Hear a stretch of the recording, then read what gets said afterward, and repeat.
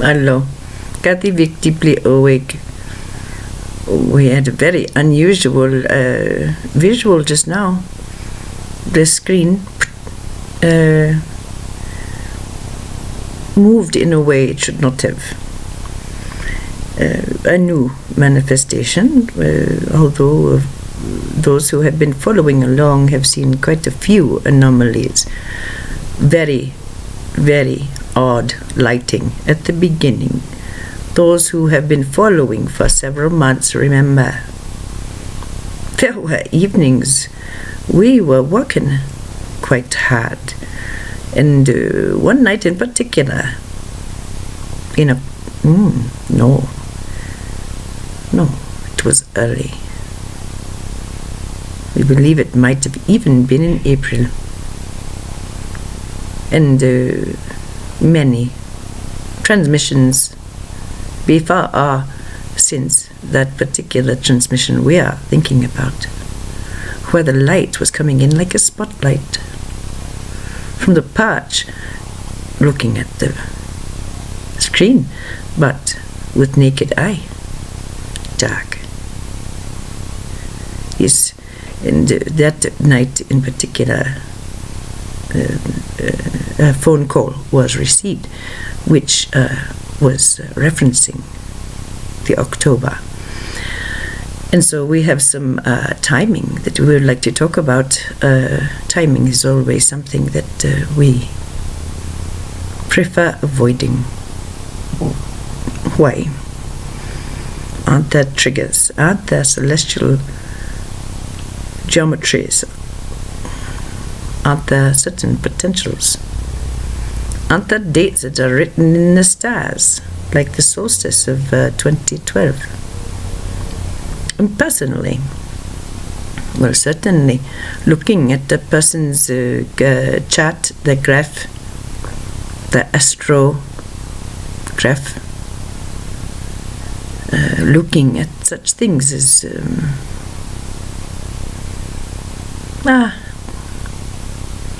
how the cycles move in a person's life, the timing of them, this and that. Sure, much knowledge can be gained, but it's quite uncommon for that to be truly well-timed and accurate prediction. And we would suggest that it is the psychics which, the one before you tends to not give a lot of merit to when it comes to timing. Personally,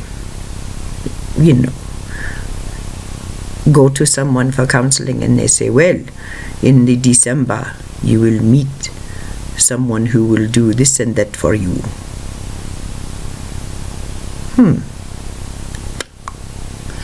Well, what this does is it sets up an energetic eddy, and this is why we tend to avoid it. Yes, we have also told the one before you the reason we don't give predictions. We don't whisper in her ear and say, oh, hey, don't worry about this, Bill. Next week it's going to be fine. No. Why? Well, partly it's because this one is a bit obsessive, yes? But that is personalizing an energetic law. So we would like to discuss this energetic law, yes? As it relates to the 3D, as it relates to the linearity. Because there are laws, and then there are laws. Some laws are natural. There are laws of physics, and then there are human constructs. Also, there are the perceptions of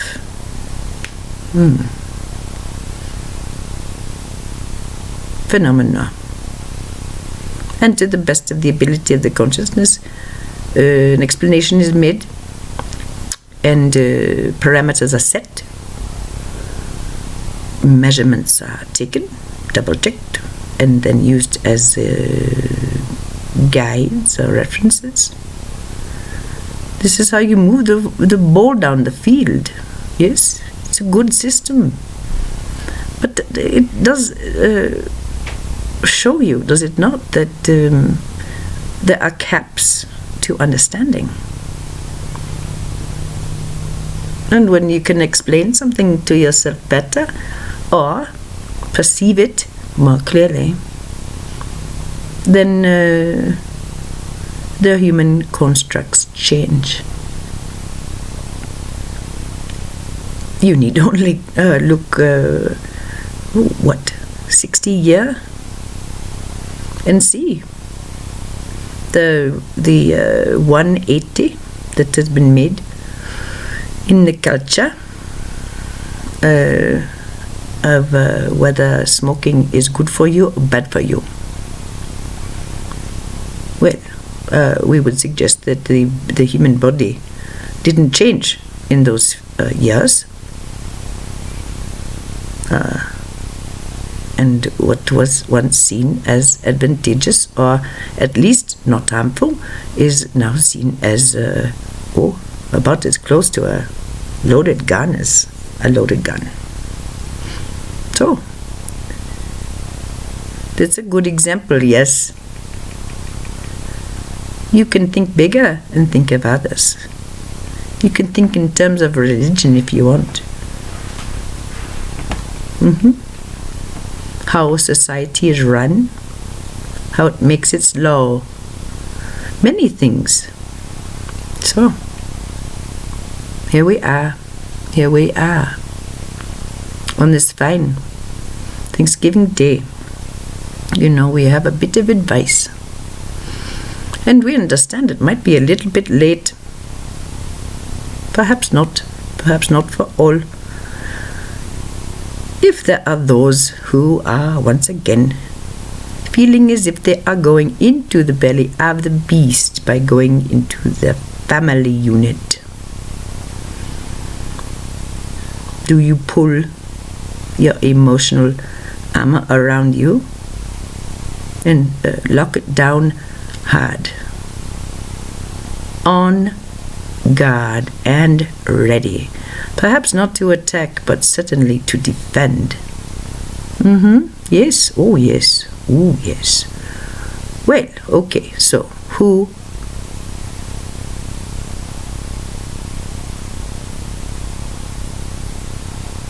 defends?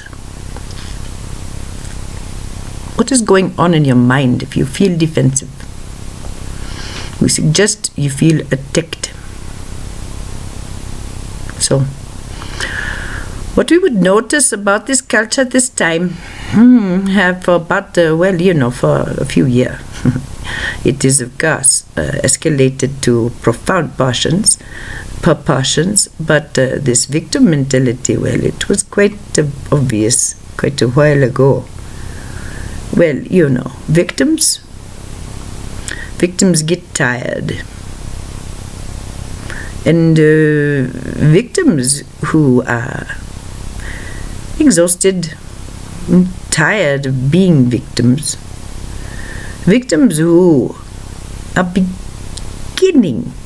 just beginning to question their role.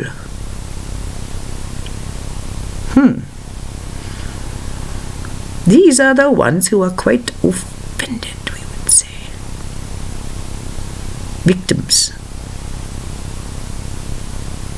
Victims feel much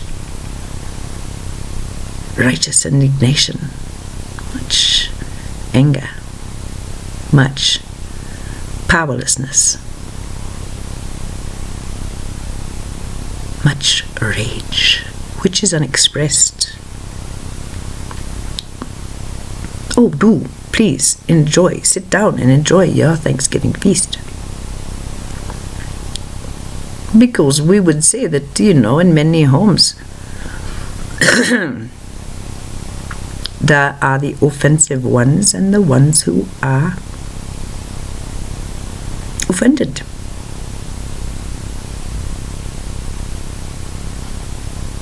And it's entirely appropriate to feel offended at times, because underneath and weaved through the words of offense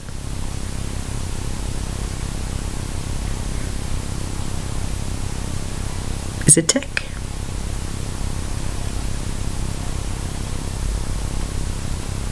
We would say this is the classic bullying situation, yes? When one person feels that they have the freedom, the right, the responsibility to speak the mind. Well, we would contend that everyone has that right. Sure, you have the right to speak. Of course you do. And you have the right to experience the consequences of your speech. How loving is it? How fault-finding is it? How accepting is it?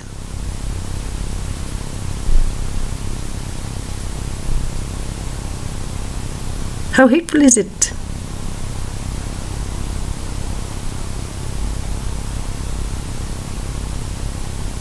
Yes, saying, oh, I don't like that, that's one thing.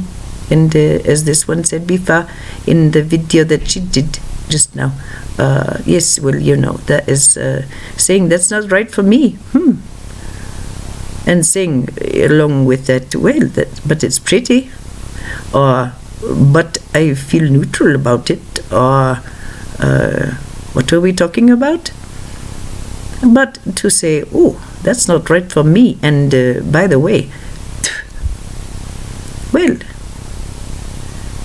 it's quite offensive, isn't it? It's hateful. It's immature. It's simply immature. It's what children do. Don't you know? Yes, children just speak. They don't filter much. They don't know they must. And many have had years and years of inculcation within systems which allow them to speak in ways that might shock or offend. So, being offended.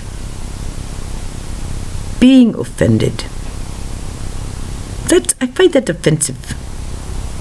That is quite offensive. I am so offended by that. Feels good to say, doesn't it? Oh, it's okay. It's all right to say it. There are some things that are quite offensive. It feels good to say the words, hey, I find that offensive. Okay. Yes. Okay. Good. And how has this knowledge helped to elevate our conversation?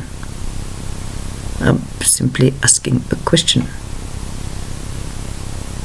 Okay, you are offended. Well, we would say that being offended and stating it, this is actually an act of identity. We would say that humanity is in a bit of a growth spurt. And what it's finding is that it's Not quite as powerless as it was even last Thanksgiving around the family. That somehow this strange dream of being a powerless child, sitting at table with unenlightened and hateful people.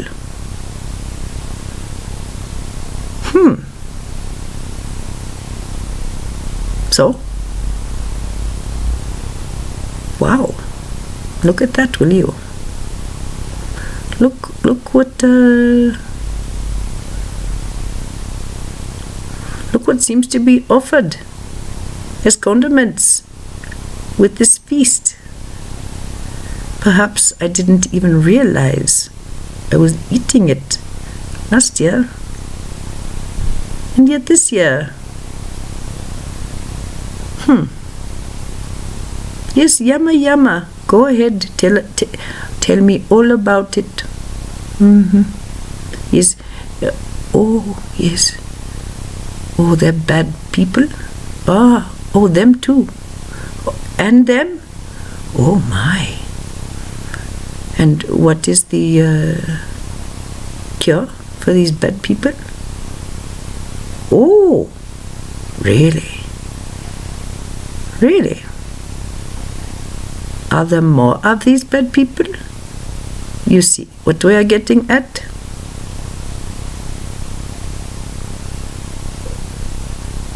Lovingly.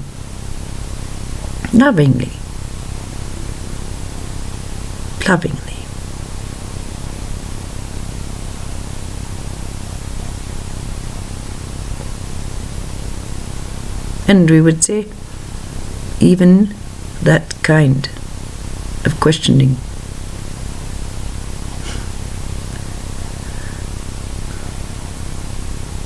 is simply done in your mind.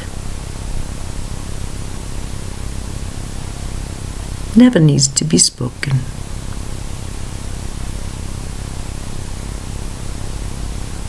And suddenly, the need to state offense, you realize it's not here. Neither is that molten rage. Well, we would suggest it's because the powerless is gone. Powerlessness.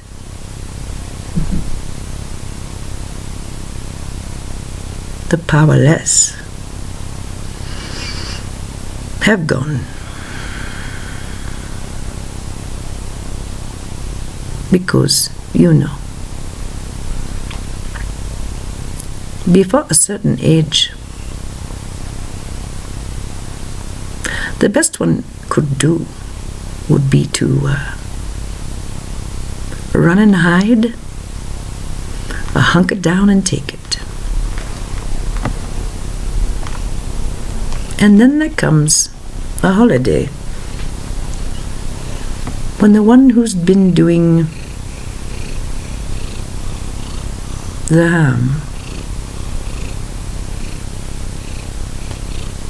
is no longer as big as they once were.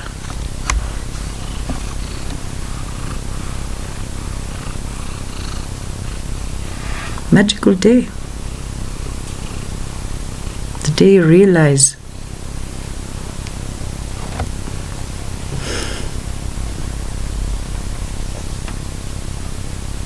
the one who has been terrorizing you, something has shifted, something has happened. They simply are not scary anymore.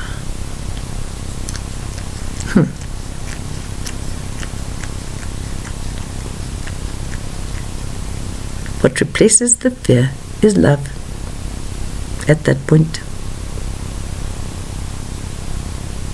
Love, well, tolerance, acceptance.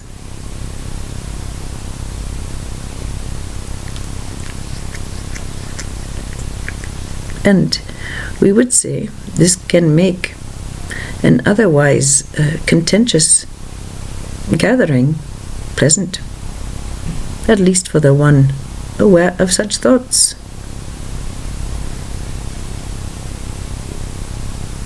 To be offended, well, it is an act of power.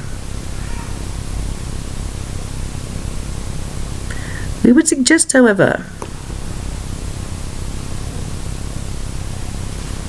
an act of power informs a mind, a heart, a body.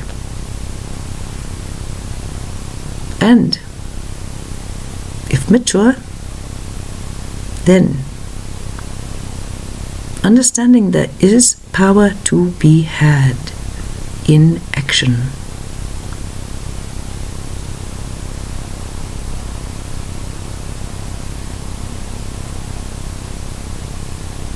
Well, it allows the defense to stop.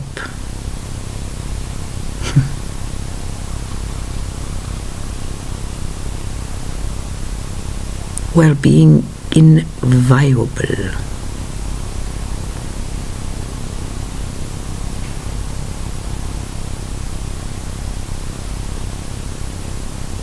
We would ask you to consider it. Looking at someone puffy and not well and unfulfilled and a little bit angry about it, sitting and bellowing about the state of this and that and the other, and how bad people are doing this and that to them. And try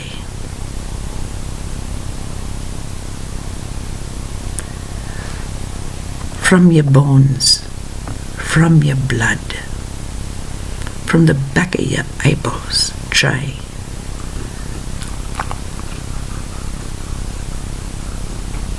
to see yourself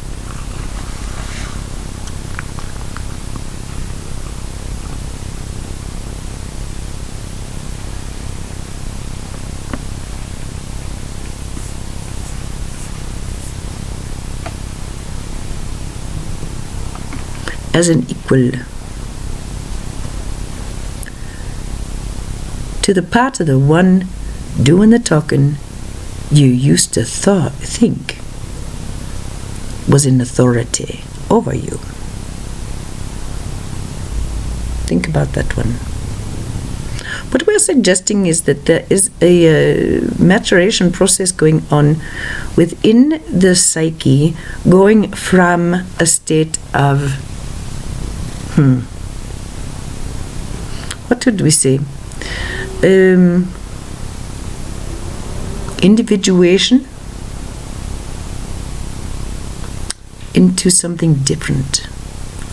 Something that is not a name for quite yet. Because in human psychology, there is the unity of mother and child. Soon, if not broken, called enmeshment, and certainly that can be a problem. Into individuation. And then, that seems to be all there is. Sure, let's talk about the relationships and all that stuff. We are thinking mainly of Maslow, but there's lots of other systems to use. Sure, so there's individuation. Then what? Let's talk about there being unity consciousness again. But we can assure you what is here and what is to come does not have a gain attached to it. It's new. What lies beyond individuation? Could it be cooperative equality? Could it be respectful community? How is this achieved? Individually and in dyads, in triads, in quartets, where once there was discord.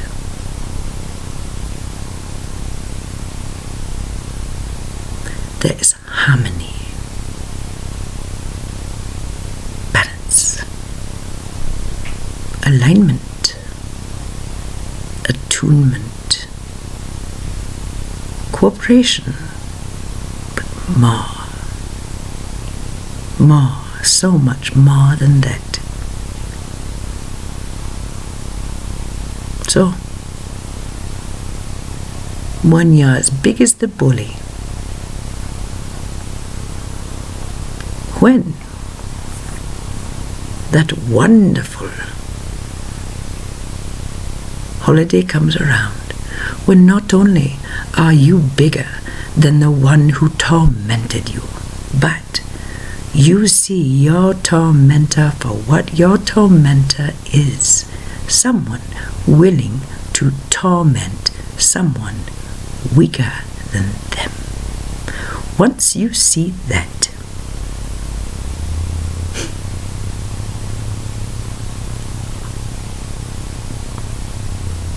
the fight, the adolescent anger, the righteous indignation of, we would say, mature middle age begins to melt. And it's two lights looking at one another. It's four lights sitting at a table, looking upon each other's skin and hair and eyes, and finding not one argument,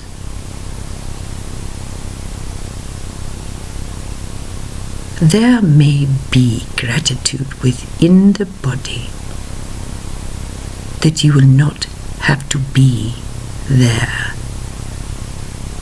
very long.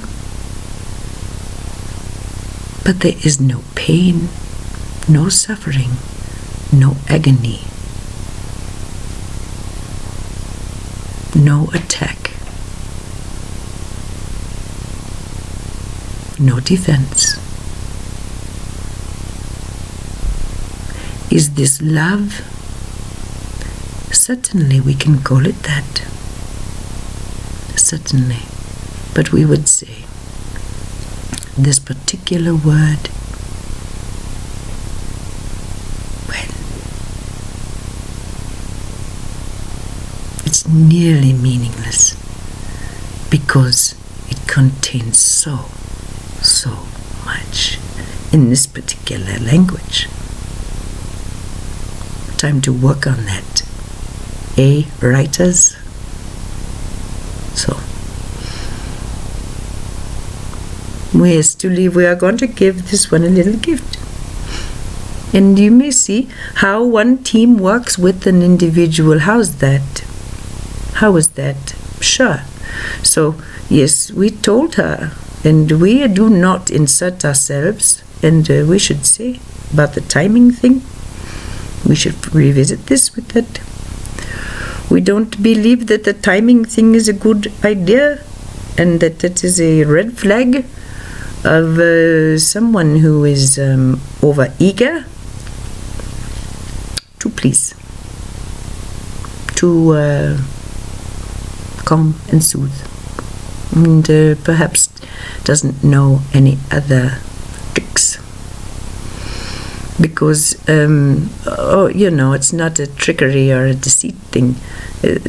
Sometimes dates are riding around in your fields, dear one.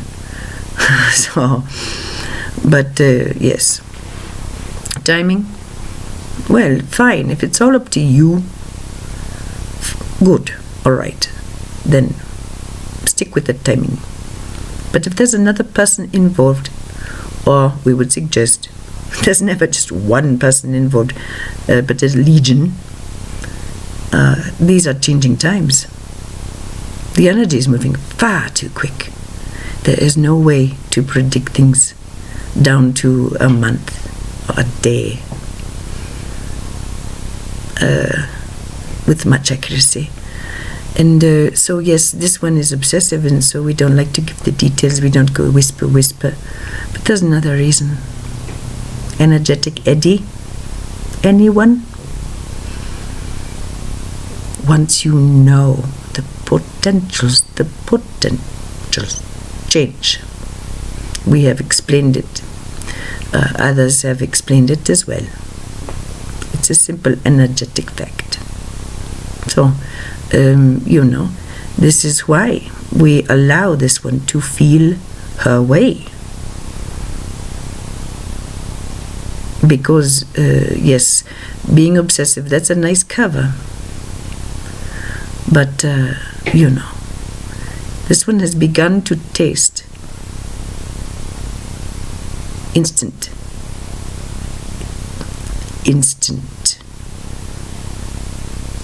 manifestation.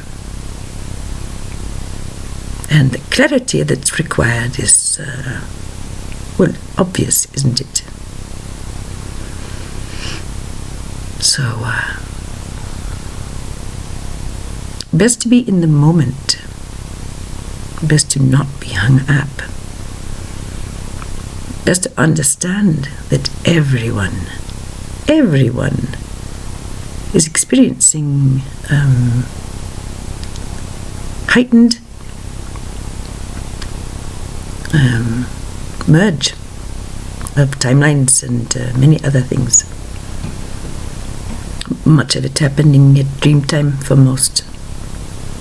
It's good. It's a good delivery system. We're not sneezing at it.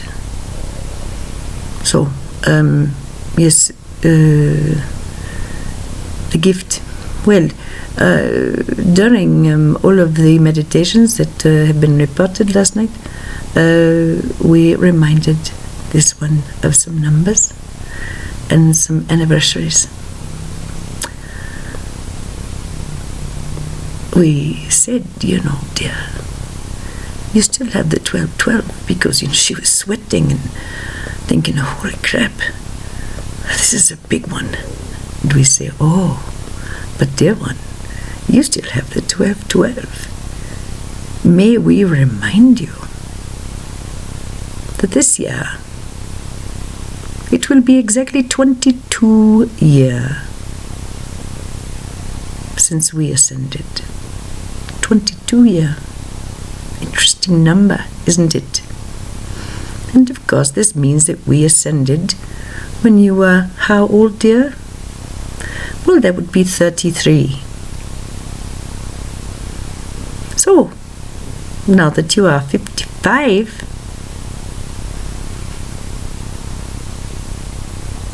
you can expect that this might be a significant 1212. Yes? And there's still the solstice after that. So,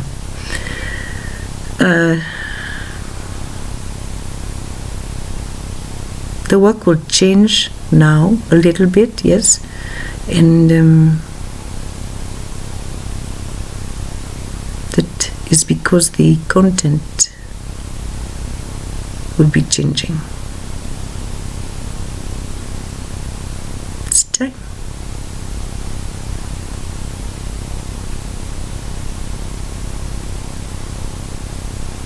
Everyone matures.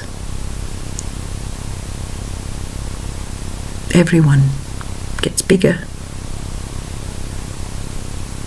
And on such a day as this, everyone must feast. Yes? So, this one shall. On more than turkey. On so much more than food. We pray there is peace at your table today. If it means you must leave the table in order to have that peace, please do so. Please do so. This is not the year to simply smile and put up with it. Should be an interesting time. In about 8 weeks to hear the stories.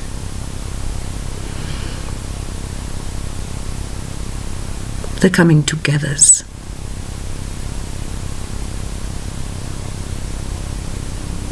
And unfortunately, yes, the tearing apart.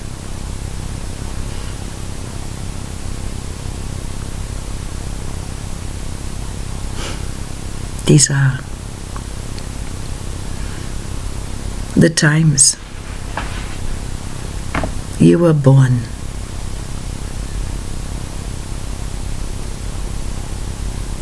For. It's this day, tomorrow, the next day, and for all days. It's not some sort of special conference that's going to simply go away. Not ever again. Not again. We hope that you believe this and know this to be the truth. We do not speak falsehoods. And so, we leave you in peace and love, in joy and in harmony. We ask you to think about what we have talked about, equality, what is beyond individuation, and to allow the future to simply be